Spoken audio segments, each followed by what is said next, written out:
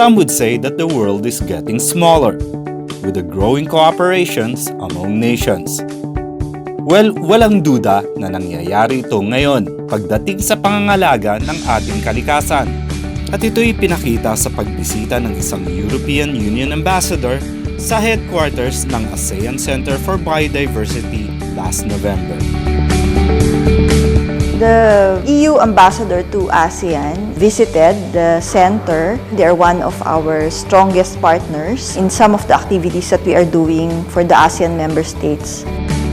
We appreciate that one of his first activities was to visit us here at the ASEAN Centre for Biodiversity. It's a good opportunity for him to see the headquarters and also to get to know ACB, what is it all about,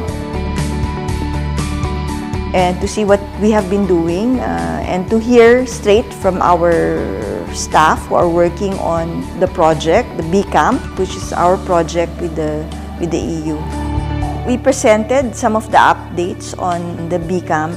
B Camp, of course, the support of B Camp is focusing on our ASEAN heritage parks and on the communities that depend on our ASEAN heritage parks for livelihood and for survival. We provided some updates on how the EU project, our partnership, has been supporting some of the activities in the ASEAN for protecting our ASEAN heritage parks. How are we working with the communities around our AHPs? How are we supporting them so that the communities can also be our partners in protecting these very important areas in ASEAN?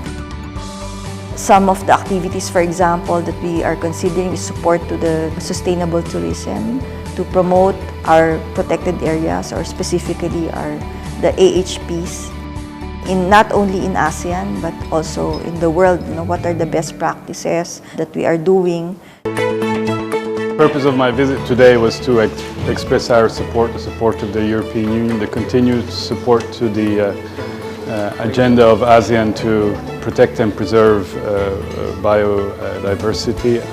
For us, Southeast Asia is a very critical region in terms of biodiversity. It's home to 18% of the plant species globally, even though it's only 3% of the landmass.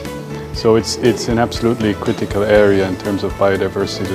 The financial support that we've been given over the years is absolutely well spent, and I think I came here to also say that they can count on us to continue supporting in the future.